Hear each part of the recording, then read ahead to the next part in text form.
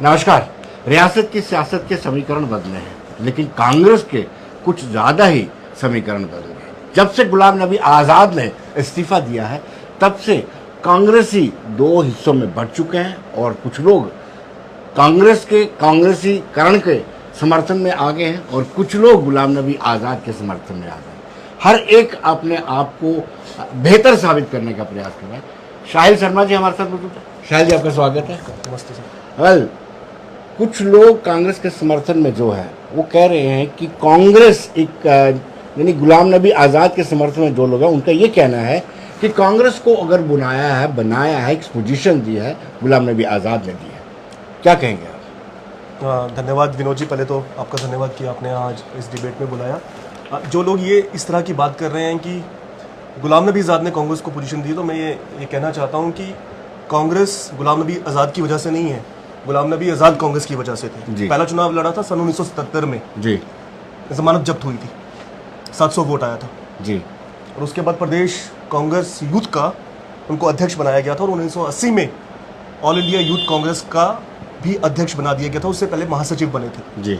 और डोडा बदरवा के एक क्षेत्र से निकला हुआ शख्स जो नॉन पॉलिटिकल बैकग्राउंड का था, जिसके पीछे कोई परिवार नहीं था, जिसके पीछे कोई बड़ी ताकत नहीं थी, उसको डोडा के गंदों से उठाकर दिल्ली पूरे ऑल इंडिया यूथ कांग्रेस का अध्यक्ष बनाना, ये कांग्रेस के अंदर ही संभव था और कांग्रेस ने किया भी। और सिर्फ यूथ कांग्रेस का अध्यक्ष नहीं बनाया, जब यहाँ चुनाव नहीं जीते थे, यहाँ जमानत जब्त हुई थी, तो यहाँ से ले गए वाहिम में। ये गुलाम नबी आज़ाद वाहिम में जाके गुलाम नबी आज़ाद बने, उससे पहले गुलाम नबी भट्ट थे जी। तो वो जो सपोर्टर्स, वो जो समर्थक इस तरह की बात करते हैं, वो सही जानकारी उनके पास नहीं है या नए गुलाम नबी आज़ाद के खेमे में शामिल हुए हैं। नहीं, तो सवाल ये पैदा होता है कि किसी में पोटेंशियल है तो इस पोजीशन में आता है ना। आपकी पार की नजर थी, कांग्रेस की पार की नजर थी, तभी वहां पहुंचाया। वही बात कही ना आपने, मुझसे सवाल किया कि वो समर्थक कह रहे हैं कि कांग्रेस उनकी वजह से थी। कांग्रेस किसी की वजह से नहीं थी। कांग्रेस 125 साल पुरानी एक पार्टी है, कांग्रेस एक विचारधारा है, कांग्रेस एक मूवमेंट है।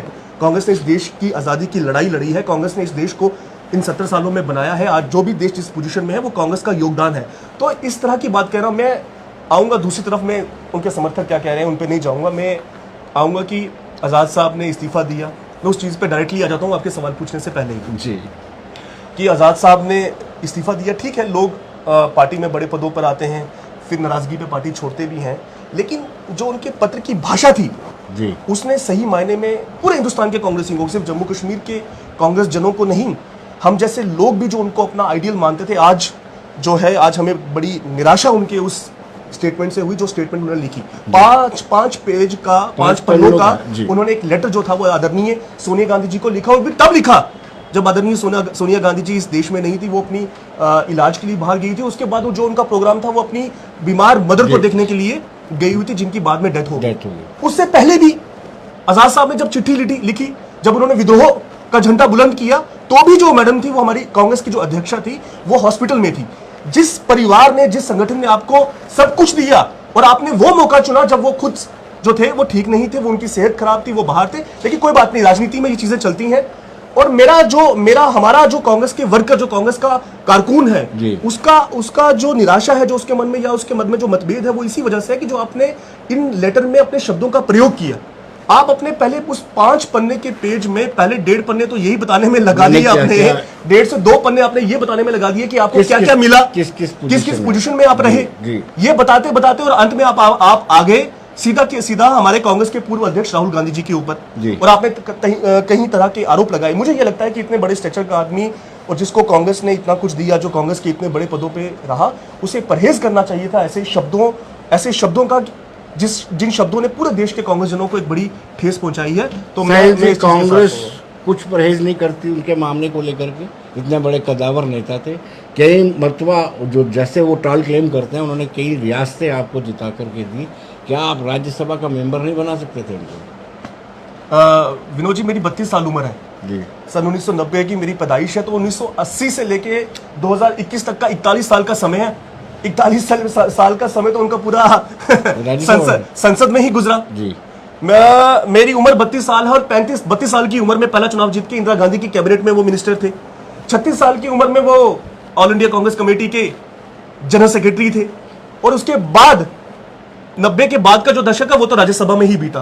और 41 साल जो शख्स जो राज्यसभा में रहा, लोकसभा में रहा, पार्टी का सबसे यंगेस्ट जनरल सेक्रेटरी रहा, पार्टी का पिछले 37 साल से सीडब्ल्यूसी का मेंबर है, अगर उस शख्स के मुंह से यह बात निकले या उनके सपोर्टर्स जो सोकॉल्ड सपोर्टर्स एकाएक रात में तैयार हो गए हैं, अगर उनके मुंह से इस तरह की बात निकलती है कि कांग्रेस ने उनको दिया नहीं, अब वो कौन सी चीज थी देने वाली, वो भगवान ही जानता है, वो ऊपर बैठा हुआ ही जानता है कि अब कांग्रेस को इसके बाद उन्हें क्या देना। देखिए बात क्या है कि कुछ लोग जो होते हैं वो पावर के बिना जो है वो नहीं रह पाते, उनका जो मिजाज होता है वो पावर में ही बने रहना होता है, लेकिन पावर सदैव हमेशा नहीं रहती, पावर आती जाती रहती है। पावर कभी विपक्ष के पास होती है, कभी सत्ता पक्ष के पास होती है, और आप ये पावर के ऊपर किसी का पेटेंट अधिकार नहीं होता। ये कोई इंतकाल की हुई जमीन नहीं है कि आपने एक बार इंतकाल करवा ली तो पूरी उम्र के लिए इंतकाल आपके नाम पे चढ़ गया। ये गरदौरियां हैं, ये गरदौरियां हैं, ये कच्ची गरदौरियां हैं, ये टूटती रहती है। अल्ताफ बुखारी ने एक स्टेटमेंट दी थी, उन्होंने कहा कि 370 जिस दिन टूटा था 5 अगस्त 2019, उन्होंने बात की वो डील हो चुकी थी उस वक्त मोदी और गुलाम नबी आजाद थे। देखिए मैं बुखारी साहब ने क्या कहा मैं उस पर नहीं जाऊंगा, लेकिन जो पिछले 2-3 साल से हम लगातार देख रहे थे, जो आज़ाद साहब की भाषा थी, वो भाषा कहीं ना कहीं जो थी वो ऐसा लग रहा था कि वो देश के प्रधानमंत्री के साथ उनको सपोर्ट करती हुई भाषा थी, पार्टी से उलट वो एक भाषा थी। मैं आपको एक चीज़ का इस पर एक एग्जाम्पल के साथ मैं आपको कहना चाहूँगा कि जब डीलिमिटेशन की बात हुई, डीलिमिटेशन का ड्राफ्ट बाहर आया, तो सभी ने एक स्वर ने, बीजेपी को छोड़ के जो बाकी जितने भी दल थे, उन्होंने पुरजोर तरीके से डीलिमिटेशन रिपोर्ट का विरोध किया। और मैं विनोद जी, मैं बड़ी प्रैक्टिकल बात करता हूँ, मैं बातों को ज्यादा घुमाता नहीं हूँ। मैंने आजाद साहब का मैं पर्सनल अपनी बात कर रहा हूँ कि मैंने आजाद साहब का आपके एक गुलिस्तान चैनल में उनका इंटरव्यू हुआ, जिसमें वो कहते हैं कि भैया प्रधानमंत्री की इसमें कोई गलती नहीं है, ये जम्मू कश्मीर की ब्यूरोक्रेसी ने उनको गुमराह कर दिया। और यकीन मानिए उस समय हमें बड़ा धक्का लगा। हम पिछले 2-3 साल से जो लगातार देख रहे थे, और पिछले मैं 2-3 साल की बात क्यों करूं, मैं पिछले लगातार 5-7 साल से जो हम आजाद साहब की एक्टिविटी देख रहे थे, वो ये कहीं ना कहीं दर्शाती थी। देखिए आजाद साहब ने कांग्रेस में रह के कांग्रेस के पदों को लेकर कांग्रेस में सत्ता का सुख भोगा, लेकिन जम्मू कश्मीर के अंदर और पूरे देश में, मैं बाद में आऊंगा, मैं सिर्फ जम्मू कश्मीर की ही बात करूंगा, आप पूरे देश के कार्यकर्ताओं से भी बात कर सकते हैं कि जम्मू कश्मीर के अंदर उन्होंने कांग्रेसी पैदा नहीं किया जी, उन्होंने आजाद समर्थक जो नेता थे वो पैदा किए, एक जो लॉबी तैयार की कि जो कांग्रेस की विचारधारा, कांग्रेस के नेतृत्व, कांग्रेस की लीडरशिप के प्रति कमिटेड ना होकर करके वो आजाद साहब के प्रति पर्सनल कमिटेड थे, जिसका जो आज ये चित्र बन रहा है, जो तस्वीर बन रही है, जो आप देख रहे हो, ये वही लोग हैं जिनको ऑब्लाइज किया है अपनी 25-30 साल की राजनीति में। कांग्रेस की विकेटें गिर रही हैं, वो इसी का ये कारण है। मैं आपको बता नहीं पैदा किए ये जो जितने कांग्रेसी जा रहे हैं, विनोद जी जरा इनसे सवाल पूछिएगा।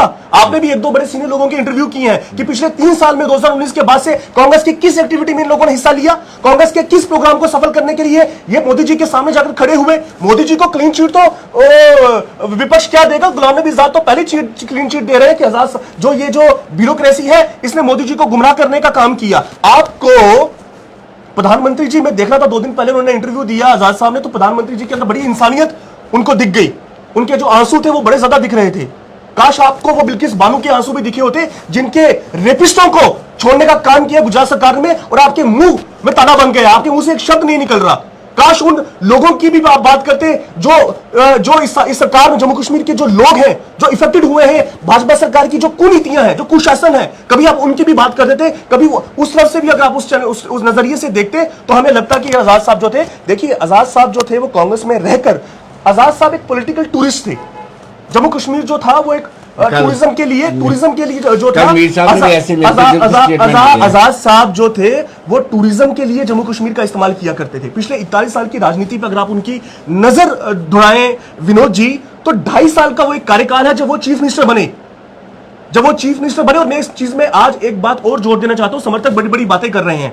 उस समय हमारी कोलिशन की सरकार थी, मुफ्ती मोहम्मद सैयद साहब जो थे वो जम्मू कश्मीर के मुख्यमंत्री थे, और पंडित मंगत राम शर्मा जी थे वो जो डिप्टी चीफ मिनिस्टर थे, और पंडित जी बहुत ताकतवर शख्सियत थी उस समय जम्मू कश्मीर के अंदर, कांग्रेस के अंदर। और मैं बताना चाहता हूं विनोद जी, आपके दर्शकों के माध्यम से, आज बड़ी बड़ी बातें मैं जो ये जो सो कॉल्ड लीडर्स को अपने साथ लेकर गए हैं, वे जो बड़ी बड़ी बातें कर रहे हैं कि बड़े काबिल थे तो ये किया वो किया, पंडित जी ने सोनिया गांधी जी को कन्विंस कर लिया इस बात के लिए। आप जानते हैं, आप जम्मू कश्मीर के बड़े वरिष्ठ पत्रकार हैं और बड़ा बारीकी से आप जम्मू कश्मीर की राजनीति के ऊपर आपने नजर रखी है कि पंडित जी ने कन्विंस कर लिया मैडम सोनिया गांधी को कि जो बचा हुआ 3 साल का जो टर्म होगा वो हम देंगे, मुफ्ती मोहम्मद सैयद साहब को कंटिन्यू करेंगे। और बाकायदा सोनिया जी ने लिख कर दे दिया मुफ्ती मोहम्मद सैयद साहब को कि भाई ठीक है हम आपको कंटिन्यू करेंगे। लेकिन यहां एक विरोध हुआ, कार्यकर्ताओं ने अपना विरोध जताया।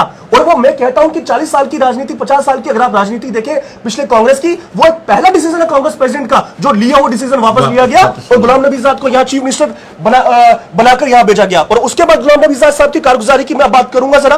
ये जो बड़ी बड़ी बातें कर रहे हैं कि यहां कांग्रेस जो थी वो उनकी वजह से जिंदा थी, जनाब आपको चीफ मिनिस्टर बनाकर भेजा, जब बनाकर भेजा तो 21 सीट पे कांग्रेस थी, जब आप छोड़कर गए तो 21 से 16 पर हम आए। 2014 में आप इलेक्शन कैंपेन कमेटी का चेहरा थे जी। और जब आपकी लीडरशिप में चुनाव हुआ, हम यहां कोalition गवर्नमेंट में थे और आप हिंदुस्तान के हेल्थ मिनिस्टर बने हुए थे। हिंदुस्तान का हेल्थ मिनिस्टर कांग्रेस ने आपको बनाया, हम 12 पर आए। आप क्या बात करते हैं, आप अपने रिजल्ट्स की बात करते हैं।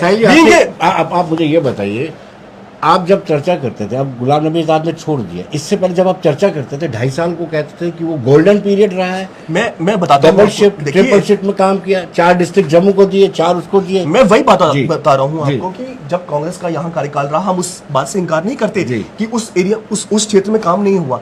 लेकिन ऐसे कैसे हालात यहां पर पनप गया, आज उसकी भी बात करूंगा, जिस बात को आज तक किसी कांग्रेस के लीडर ने नहीं किया, ना ही पक्ष के ना ही विपक्ष के। आज मैं वो बात यहां करूंगा कि जब 2005-6 में आपको यहां चीफ मिनिस्टर बनाकर भेजा, उससे पहले विनोद जी जरा मुझे बताइए भारतीय जनता पार्टी की इस जम्मू कश्मीर में क्या हालत थी? 2002 में उनका नंबर क्या था?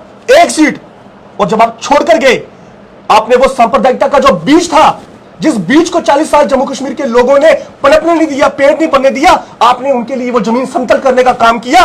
और अमरनाथ की वो जो लैंड एजिटेशन, पहले आप एक जमीन का टुकड़ा जो है वो श्राइन बोर्ड के नाम करते हैं और फिर उस फैसले को वापस लेते हैं। और मरी हुई बीजेपी, 1 सीट पे बीजेपी, उसको 11 के रूप में आप गिफ्ट देके गए। और कांग्रेस के खिलाफ इतना बड़ा विपक्ष आपने यहां बैठ के तैयार किया।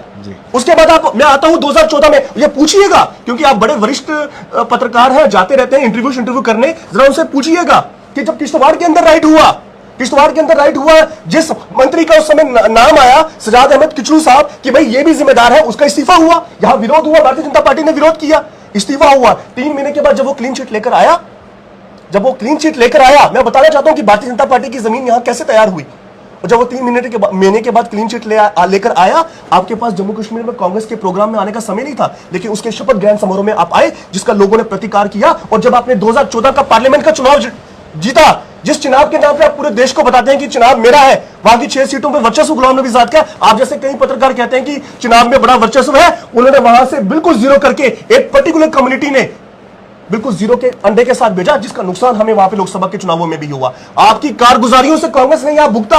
और आज जो कांग्रेस का आपका जो हेडलाइन है कि कांग्रेस का असली कार्यकर्ता वर्सेस नकली कार्यकर्ता, तो कांग्रेस का जो असली कार्यकर्ता है जनाब, वो आज राहत महसूस कर रहा है। कि मैं इस बात को जोड़ना चाहता हूं यहां से, ऐसा ही दिल को बहलाने के लिए गाली ख्याल अच्छा है, राहत वाला कि नहीं। अब आपके पास बच्चा ही, मैं बताता हूं, विनोद जी सुनिए, मैं जब से सुन रहा हूं, जब से मैंने कांग्रेस को समझना शुरू किया, कांग्रेस को पढ़ना शुरू किया, कांग्रेस की विचारधारा को आत्मसात किया, भाई हमारे मुफ्ती मोहम्मद सैयद साहब रहे। सबसे पहला ब्लंडर अगर गुलाम नबी आजाद साहब का कोई था, वो मुफ्ती मोहम्मद सैयद, जिसने गली गली कूचे कूचे जाकर इस कांग्रेस को यहां तैयार किया, कांग्रेस को कांग्रेस बनाया। सबसे पहले उनको यहां से पार्टी से निकालने का जिम्मेदार कोई व्यक्ति है तो वो गुलाम नबी आजाद साहब है। उसके बाद आप आते हैं गुलाम रसूल कुरैशी साहब तो वर्सेस आजाद साहब, फिर आए गुलाम रसूल काह साहब वर्सेस आजाद साहब, फिर आए पीरज़ादा मोहम्मद सैयद साहब वर्सेस आजाद साहब, फिर आए प्रोफेसर सैफुद्दीन सोज साहब वर्सेस आजाद साहब, फिर आए गुलाम अहमद मीर साहब वर्सेस आजाद साहब, और फिर वकार रसूल, जिसको आपने खुद ही पैनल में नाम बेच के जो जनाब आजाद साहब जिंदाबाद के नारे लगाता रहा पिछले 12 साल, जब वो बना आपको वो भी मंजूर नहीं। भैया पिछले 30 साल में जो भी कांग्रेस का प्रेसिडेंट बना, जो भी जम्मू कश्मीर कांग्रेस का अध्यक्ष बना, आपको तो कोई भी पसंद नहीं आया। तो आप यहां पर ये चाहते थे, आपकी जो मंशा थी कि यहां पे असली कांग्रेस ही कहीं ना उपजे, और आज जो कांग्रेस का असली कार्यकर्ता है वो राहत महसूस कर रहा है। लड़ाएंगे नए लोगों को मौका देंगे। जिन लोगों को ये जो गए हैं ना जनाब, ये जो सांप की तरह कुंडली मारकर बैठे हुए थे, इन कुंडलियों से उन नए पौधों को निकालेंगे और यहां जम्मू कश्मीर के लोगों की लड़ाई लड़ेंगे। जिन मुद्दों पर आप डरते थे, जिन मुद्दों पर डर था कि कहीं भैया Z+ सिक्योरिटी ना चले जाए, कहीं भैया वो जो आलीशान बंगला है वो ना चला जाए, उन मुद्दों से ना परवाह करते हुए एक नई कांग्रेस यहां बनाएंगे, नई कांग्रेस खड़ी करेंगे और करारा जवाब देंगे। जनाब ये मैं कहना चाहता हूं। साहिल, आपकी बौखलाहट से साफ जाहिर होता है कि आपको लगता है कि काफी बड़ा झटका लगा। देखिए बौखलाहट नहीं है, दुख है कि जिस आदमी को हमने अपना लीडर माना। मैं अब फिर आता हूं उनके पत्र के ऊपर। क्या लिखते हैं पत्र में अपने कि भाई राहुल गांधी ने जो था वो ऑर्डिनेंस फाड़ा। जरा पूछना, ऑर्डिनेंस फाड़ा 2013 में, परेशानी हुई आकर 2022 में, और ये क्यों नहीं बताते कि भैया वो ऑर्डिनेंस क्या है? मालूम है ना आपको? तो मालूम है, आप तो वरिष्ठ पत्रकार हैं। वो ऑर्डिनेंस ये था विनोद जी कि भैया पॉलिटिक्स में क्रिमिनल्स को कैसे रोकना है। एक हाई कोर्ट का एक डिसीजन आया था कि भाई जिसके ऊपर 2 साल से ज्यादा सजा हो जाएगी उसको हम चुनाव नहीं लड़ने देंगे, वो 7 साल 8 साल तक चुनाव नहीं लड़ सकता। हमारी सरकार थी, कोलिशन की गवर्नमेंट थी, मजबूरियां थी, एक फैसला लिया गया कि भैया अब सरकार भी चलानी है तो भैया इन जैसे लोगों की भी जरूरत तो है ही है। कहीं ना कहीं हम भी गलतियां की जिसको आज भुगत रहे हैं। लेकिन वो वाहिद राहुल गांधी तो जो अपनी सरकार के खिलाफ खड़ा हुआ और उस ऑर्डिनेंस को फाड़ा। आज अगर लालू प्रसाद यादव जी के ऊपर सजा हुई उनको, आज अगर वो चुनाव नहीं लड़ पा रहे तो वो राहुल गांधी का स्टैंड था कि राहुल गांधी खड़ा हुआ। मुझे बताओ सही किया या गलत किया? और उसके बाद 2013 थी, परेशानी तब नहीं हुई, 2014 में आया आप चुनाव लड़ने। और मैं बताना चाहता हूं क्या हीरा खोया हमने। 2 बार का सांसद चौधरी लाल सिंह जी, आप ही की बलि चढ़ा ना, आप ही का मंत्री पद की बलि चढ़ा, आप ही के चुनाव लड़ने की बलि चढ़ा और वो कांग्रेस छोड़ के चले गए। क्या गुनाह था उनका? जीतते वो लोग रहे पिछली बार लगातार। यहां से मदनलाल शर्मा जी जीतते थे, जिता के हम मदनलाल शर्मा जी को बेचते थे, जिता के हम चौधरी लाल सिंह को बेचते थे। लेकिन वहां मंत्री का कोटक तो हमारे गुलाम नबी आजाद साहब के लिए फिक्स था, क्योंकि भैया बड़ी बड़ी मेहनत करते थे। आए ये जो टोली गई है ना विनोद जी, इसमें एक बात और जोड़ता हूं, ये जो कठुआ और ये जो वहां से कठुआ से लेकर इंद्रवाल तक की टोली गई है ना, ये वही सिपा सलार थे उस समय, जो कहते थे जनाब आप आओ, आप तो खाली पर्चा भरने आओ। ये चौधरी लाल सिंह क्या है? कांग्रेस, असली कांग्रेस यहां बैठी हुई है। ये जो असली नकली कांग्रेस की आप बात कर रहे हो। और जनाब जब आए उसको नाराज किया, वो बैठा घर पे, और फिर लोगों ने क्या जवाब दिया वो बताने की जरूरत नहीं है। और हमने, कांग्रेस ने क्या नुकसान झोला? आप तो यहां से हारे और दूसरे दिन जिस सोनिया गांधी, जिस राहुल गांधी पे आरोप लगा रहे हो, उन्हीं के लेटर पैड से ऑर्डर निकल के आपको जो था, आपका 6 महीने का कार्यकाल बचा था। एक चीज पे भी और आऊंगा, 6 महीने का कार्यकाल बचा था, आपको लीडर ऑफ अपोजिशन बना दिया गया। लेकिन कांग्रेस वहां कमजोर हुई क्योंकि हमने चौधरी लाल सिंह जैसा लीडर खोया। जब आया दूसरा राज्यसभा का मेंबर, एक बात मैं उनकी और सुन रहा था राजदीप सरदेसाई साहब को कि ये कांग्रेसी मुझे कहां राज्यसभा देते थे, मैं मैनेज करता था। उसका जवाब दूंगा आप ही के इस चैनल के माध्यम से। आप मैनेज कैसे करते थे? आप मैनेज ऐसे करते थे कि जब यहां पर 12 सीटें आई कांग्रेस की और बीजेपी और मुफ्ती साहब ने हाथ मिला लिया, तो आपने इंजीनियर रशीद को कुछ लिखकर दिया था। विनोद जी जरा ये सवाल भी जरूर पूछना।